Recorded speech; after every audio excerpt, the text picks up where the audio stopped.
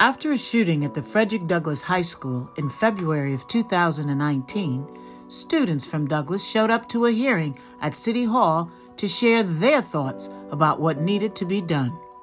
Just knowing that we dealt with so much trauma outside of schools, gun violence, homelessness, food insecurities, it just really impacted how we went through life and how we saw things and how we experienced things. And just knowing that we had to go to school and deal with the same things that we were trying to escape from in real life, it made things a lot harder for us. A lot of the adult conversation at the time was centered on, should we have more metal detectors? Should school police be armed while they're in the school building? But when the young people got up to testify, they wanted nothing to do with that discourse. They were very clear. They wanted their city council to stop focusing so much on how to police them, but to instead focus on how to prevent these types of horrific events from occurring. We believe that the best policy comes from people who are most impacted by the problems. And so we wanted to make sure that community was at the table all the way through.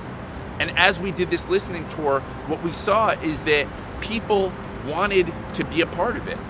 Folks from barbers and beauticians like Troy and Donna, to amazing mindfulness organizations, to students, to returning citizens, everybody was saying, we want to be part of this movement for healing in our city. A Healing Day Summit took place at Coppin State University, where the community came together to provide resources in a celebratory atmosphere.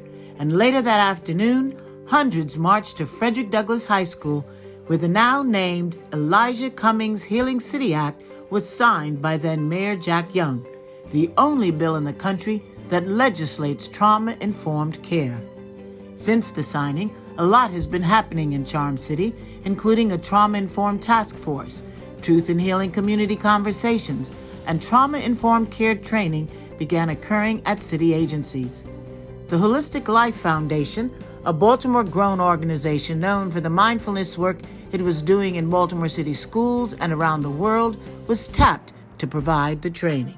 Through this initiative, we've been able to go in and train all the heads of city agencies in, elementary yoga and mindfulness. The next part of the initiative is going into the libraries, training the librarians up in first self-care, because we always start off with self-care, and then elementary practices. Donna Bruce, a master hairstylist and lobbyist in the fight against sex trafficking, was named to the Trauma-Informed Care Task Force.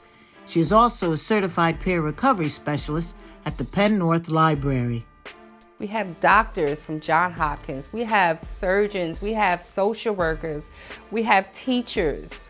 And just to have be amongst a great set of people coming from different perspectives and different backgrounds. So I'm coming from a person with lived experience, meaning that I know firsthand what trauma looks like.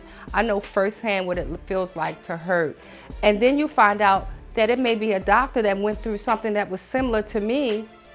And it's like, wow, but we came from two different places.